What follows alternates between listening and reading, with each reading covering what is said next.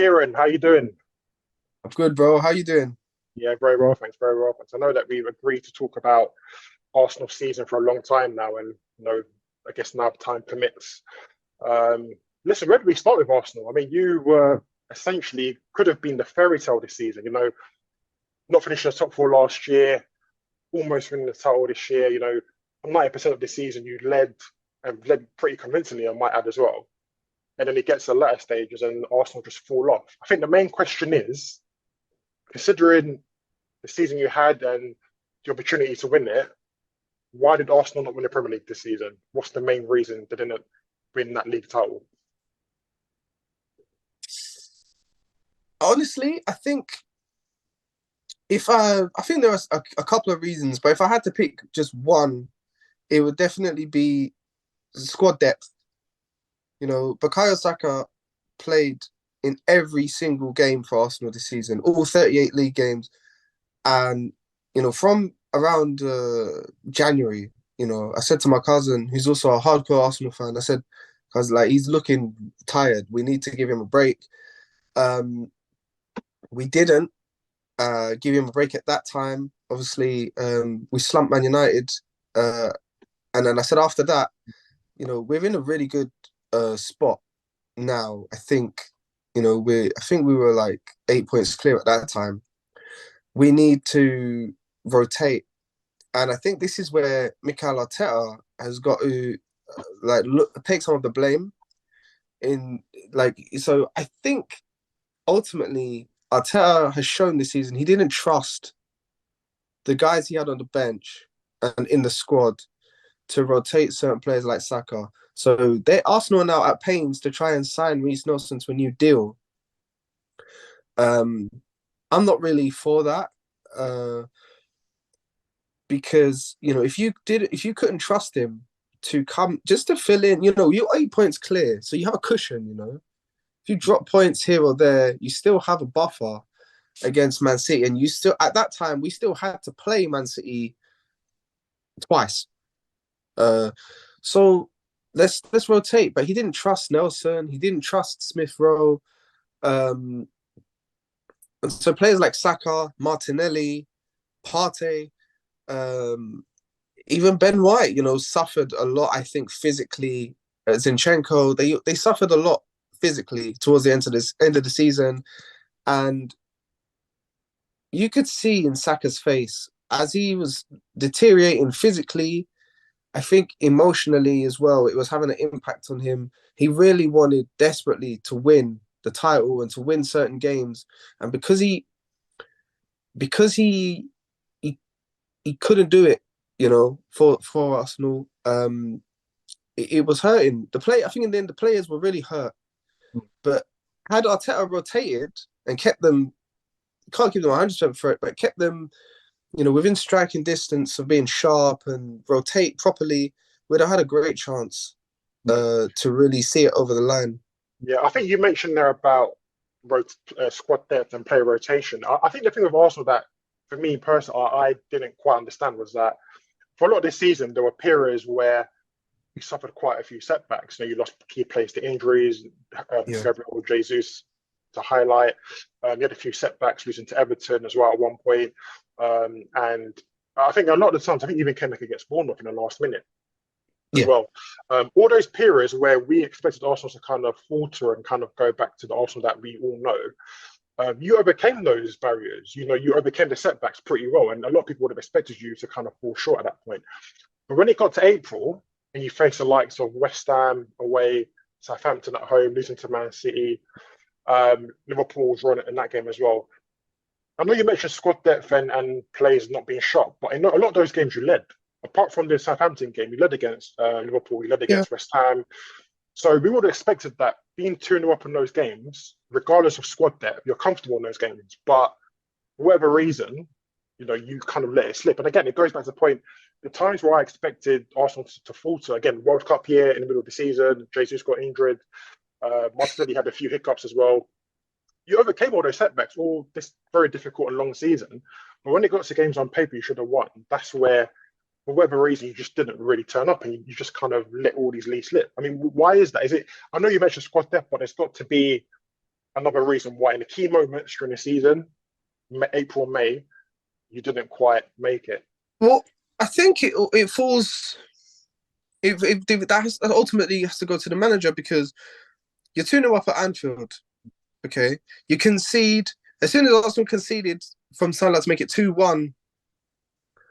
We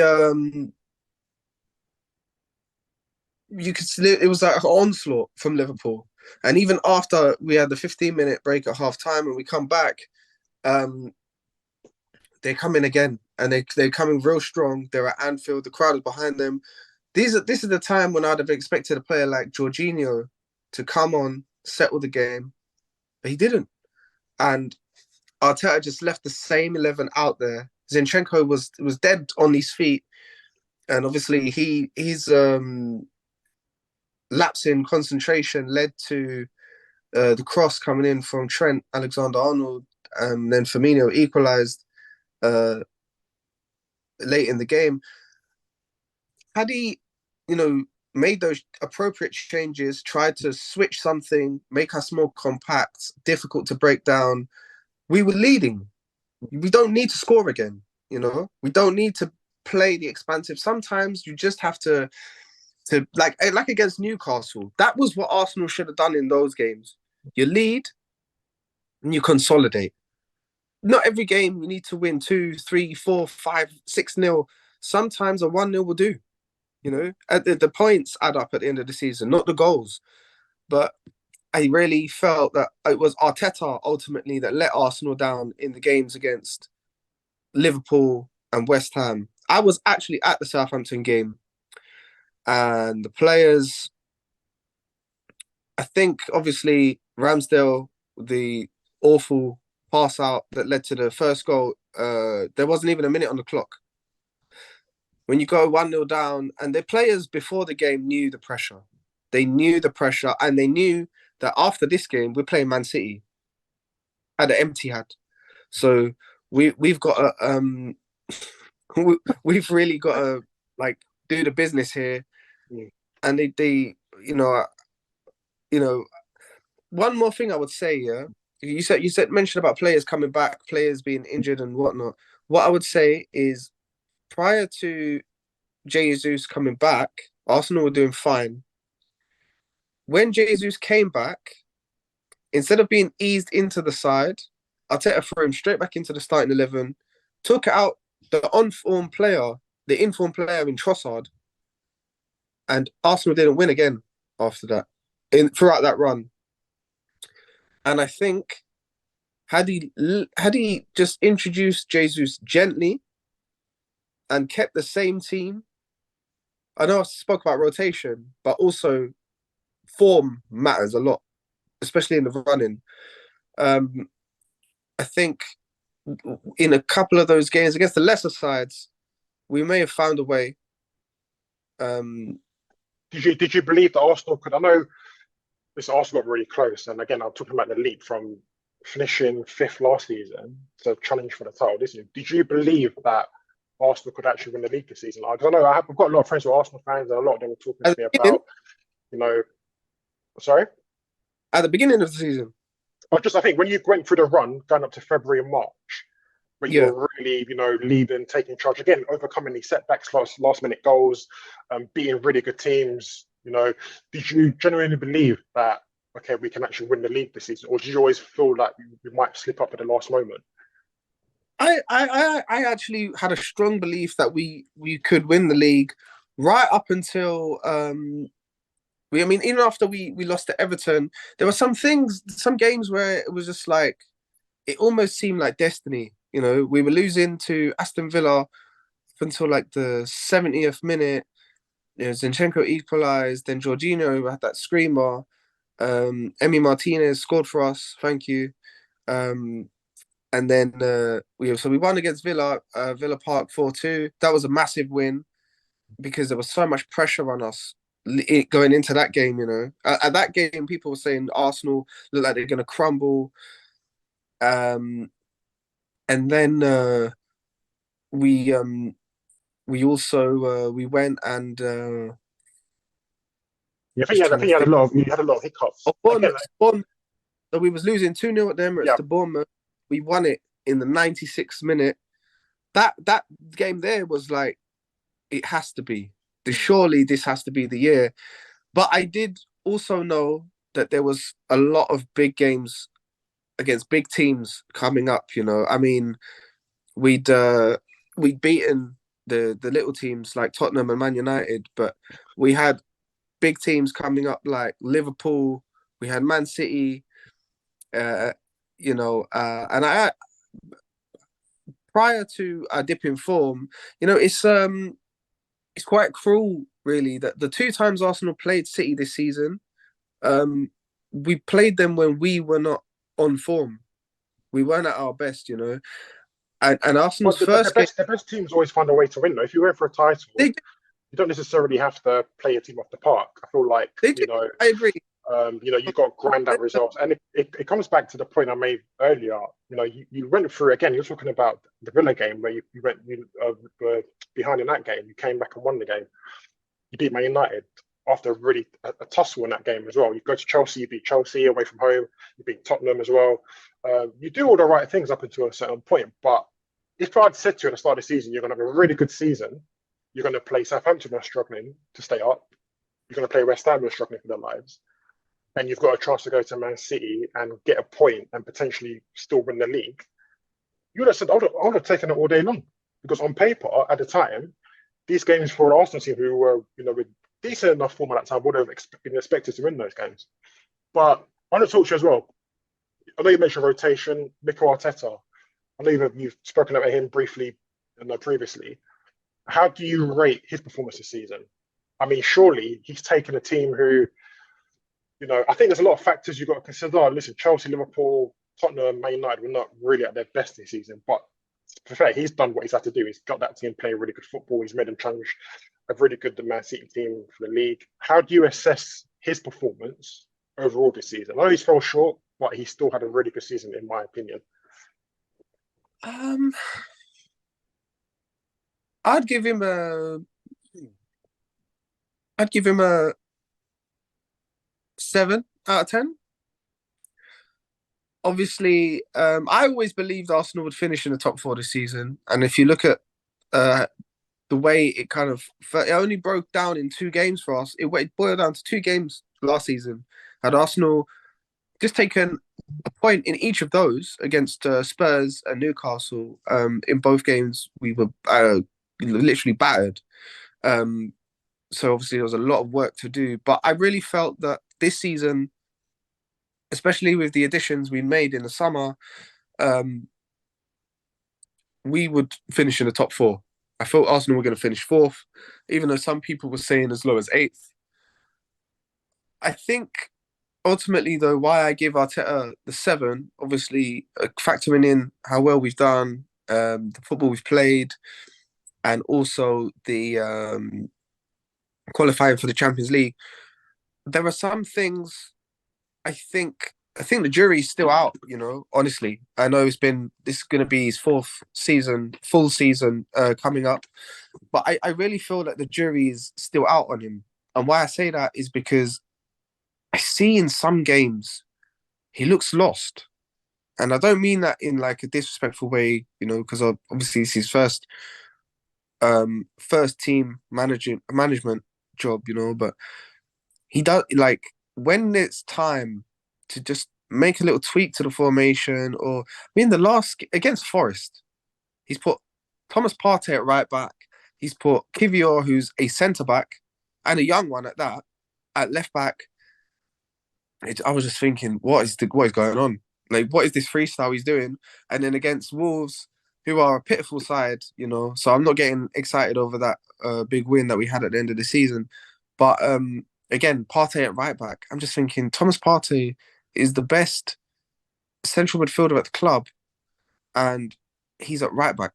What's that about? Like, I don't understand the logic.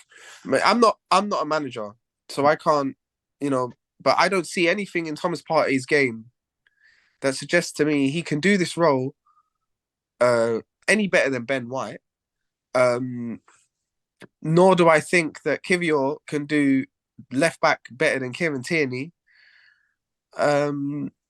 Then there was the game management. I really felt like he didn't adjust. You know what he reminded me of in games this season? Yeah, towards the end of Arsene Wenger's reign, you know what the saddest thing was? Um, Arsene. It was apparent to me at that point that the Arsene of old was gone, and you now had this great manager who was just so stubborn, and he only knew one way. He only knew one way. He didn't know how to change his team and set them up to do something different to what he knew. He only knew attack. And it seems that Arteta is the same, He only knows one way. I'm not comparing him to a legend like Arsene at all, but I'm saying he hasn't shown me any versatility this season. He played Ben White at right back, and it worked. It was a gamble that worked. Um, but he's also made some gambles this season that haven't worked. For example, everyone now can say, "Oh, Kivior, he's half decent. Like they should have played him in the games that Rob Holding was playing in." But one of the biggest reasons Arsenal capitulated last season was Rob Holding, and Rob Holding isn't going to get any better. Like we've seen Rob Holding now for 7 seasons at Arsenal, and you know what you're going to get with him. You know you can't play the same way that you play when Saliba's in the team. Why not? Why not just try Kivior? You bought Kivior for a reason, right? And he's on the bench. He's in the squad. He's in a matchday squad. Give him a chance. So I don't blame Rob Holding because you know what Rob Holding's going to do. I blame Arteta for that. Do you see Arteta winning the? I mean, listen, you guys came really close this season, but do you Yeah. see him ultimately delivering the big one, the Premier League, in his future at Arsenal? Look, I don't want to. I don't want to. I mean, look, this was a manager who, like, don't forget, a couple of seasons ago was being, listen, he was under massive scrutiny at Arsenal. He went on a run of a lot of games where he wasn't winning Yeah. games. And I think it was during the COVID period, and Rightfully he, so. he showed a lot of character to come back from that. And again, you expected to qualify for the Champions League last season, you fall short. He takes this team, and I think one thing that you can give Arteta credit for this season is probably his signings. Actually, bringing in Jesus, bringing in Zinchenko, who had won previously elsewhere, but bring them into the team. You could argue and say that those were ultimately the missing pieces in the puzzle. Players with one elsewhere who got the winning mentality, he's brought them in. And you could say that again, bringing Saliba back as well looked really good with Gabriel at the back this season. You could say that Yeah. one of Arteta's, probably the things he got right was the signings during the summer. Yeah, definitely. The signings were good. But But do you see him winning the Premier League? Do you see him winning the big trophies at Arsenal? no, I don't. Not just because of him, but also, Tony Adams said something recently, and he's got a lot of heat for it on social media, on Twitter especially, where he said, I don't want to be the bearer of bad news, but I think a lot of this Arsenal team have peaked, and they won't challenge again next season. And I was actually someone who defended him because if you look at the team, yes, they are the youngest team in the league, but apart from Saka, Martinelli, arguably Smith Rowe, Saliba, you look at the team, perhaps Kivior as well. You look at them. Not many of them, and maybe Odegaard as well. They're not going to get better. They're not. Like Ben White, I don't think Ben White's going to get any better than he is. I don't think Gabriel is going to get any better than he is. Ramsdale, certainly not. So if that's the case, would you say that as much as Arsenal had a really good season to a certain extent, the reason they've had a good season is because they've not had any challengers. The likes of Liverpool being poor, Chelsea gone to sleep this season, Tottenham have been non-existent, Man United are still hit and miss. So as much as you guys have had a great season, would you say that it's because other teams have not challenged Arsenal as much? No, I wouldn't say that. But what I would say is, in order to really judge what this season was, and by that I mean whether or not it was like the catapult to really launching Arsenal back into the fold as a serious challenger, or if it was a one season wonder, and it was owing to the fact that They didn't really go hard in Europe, and they kind of bailed out of the cups. They didn't go out of the cups with a fight. They went out with a whimper. Um, I would. So I think the only way to really judge that is at the end of next season, because then you'll see. Well, what did they build on it?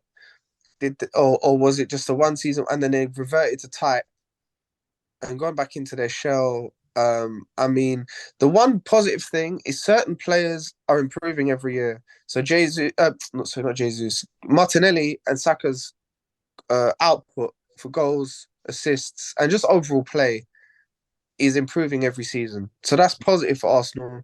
Odegaard he had the season of his life this season. Hopefully, he can. He's young enough to.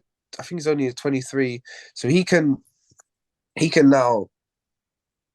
That could be his level. I hope. You know. Um, I think also as although, well, I think to kind of round it off. Listen, you've been a fan for many years. You've been through the really good times, the times at Highbury when you're beating everyone, with Man United tussling for the Premier League title as well. Um, you've seen the good times at Arsenal, and yeah, you almost had the good times return this season. How would you say? Would you say this season's been a success, or would you say it's been? I know you mentioned finishing the top four this season, but considering that ultimately the objective changed throughout the season, because yes, comfortably in the top four, but now there's opportunity to win the league now, which you didn't do. So would you say this season's yeah. been a success, or would you say that you've kind of fallen at the key moment? Finishing second Well, is well, is ultimately, it's not a disrespect. This Messi team's fantastic, but the I position think you're in, you'd have to judge that at the end of next season. If you look at it in an isolated situation, you'd say it was unsuccessful. They finished trophyless. Yes, we finished in the top two, but if they don't build on it and if not win the league next season, they go deep in the Champions League. They win the domestic trophy, hopefully the FA Cup and not that other crappy cup. it's a trophy is a trophy. You should be, as an Arsenal fan, listen, we Man United, Arsenal, you lift a trophy. It doesn't matter what trophy it is. If you've got a trophy in the bag end of the season, that's what you're judged on, winning trophies. You should know that, man. Your team in the 90s, the great team, 97, 98, going through to like 2000, 2004, won trophies. Like, it didn't matter what trophy it was. The only domestic trophy Arsene Wenger never won was the Carabao Cup. Yeah. And don't tell me that's because he played kids in that tournament. He played kids, which was his fault. If you're a serial winner, you go to final, you play your best team, and you win it. I think, Arsene Wenger was a fantastic coach, revolutionised English football. But you could say maybe the reason why he didn't win as many trophies as likes of maybe Jose or Fergie's, because when he got to the Carabao Cup final, those two managers, especially Jose, would always play his first 11 and win the trophy. They won trophies. They thrived on that stuff. So as an Arsenal yeah, fan, I know you finished second, but listen, we're judging on trophies. Man United won the Carabao Cup, and there's been a comparison maybe between the two clubs in their seasons. But we grew up in an era where winning was everything. Do you know what I mean, for those two football yeah. clubs? So when you win trophies, I see it as, okay, it's not the Champions League, it's not the Premier League, but it gives this squad confidence. It gives the manager confidence. It gives this team belief that they can go on and win stuff. Man United won the Carabao Cup, the Carling Cup in 2006, and then won the Premier League the season after. Man United also won the Europa League in 2017 and then done absolutely nothing after that. Yeah, finished second in that season. Yeah, so that's my thing. I would say finishing second is great for considering where you came from, but I feel like in an era where we grew up where trophies meant everything, and Arsenal as a football club, ultimately you want your place to get your hands on silverware. So I guess I, that's the debate. I think it will really how Arsenal approach this transfer window now will really tell you what the ambition is for the coming season. Are they actually serious now about going? Because I think Edu said recently in an interview that now Arsenal are in the final phase of whatever that means, and that the project has been propelled for it's been accelerated. by Arsenal's performance this season. Well, now I want to see the correct additions to the squad that will take them over the line next season. Because I'm realistic, but at the same time, as an Arsenal fan, I always want my team to challenge. So I'm hoping for a challenge, but I'm not expecting one yet. It will be determined. Can we bring in the players we need? Everyone is like Rice, Rice, Rice, but I actually want Casado. I think he's just a really good player, and he's very different to what Arsenal have. Rice is good, but for that money, 120 million, I'm not taking him. I'm sorry. I don't see a world class player when I look at I've watched Declan Rice at least 100 times, and I don't see what everyone is raving about. Okay, so to finish off now, Kieran, I think listen, we've spoken about Arsenal season and ups and downs they've had. There's progress there, 100%, and there's also hope for next season. I know you've mentioned a few names there, Caicedo and Rice. I think to finish off now, if you could sign 3 additional players to Arsenal squad this summer, who would those players be? So I would sign Moises Caicedo.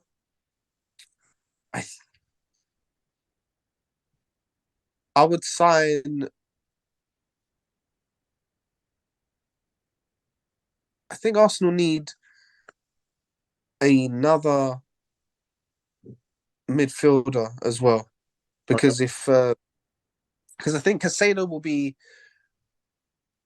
a challenger to Partey. Partey needs competition, and that competition isn't going to come in the form of Mohamed Elneny, and Granit Xhaka's leaving, which means Arsenal now need to sign another midfielder. I'd actually take Tielemans for free. Okay, so you got Caicedo, Tielemans a free agent, and who's the key player to make you guys challenge next season? I think Arsenal need a striker. Okay. If you give one name, transfer window this summer, who would that be?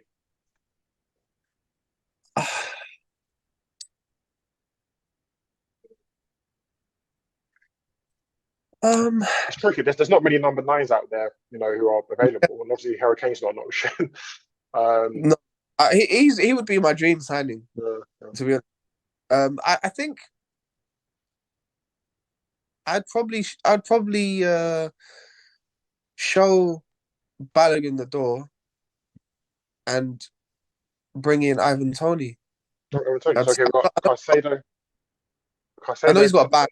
Yeah, he's got a ban. Yeah, so you got Caicedo, Tielemans, and Ivan Toney. That's a pretty decent free to add into any Premier League team at the moment, to be honest. Yeah, I think we're about to run out of time now, Kieran. So, listen, Arsenal, you've had a good season, but as you said, we're gonna have to wait and see what happens next year. Again, guys, in the comments, let us know what you think of Arsenal's season. Do you agree with Kieran's 3 signings this year? Toney, Tielemans, and Caicedo. Don't forget to like, subscribe to our channel. We've got more content coming your way this year. We're back and we're going to produce some more content and get ready for next season. Kieran, it's been a pleasure, man. Really has. Thanks for coming on. No problem. Take care. You too, man.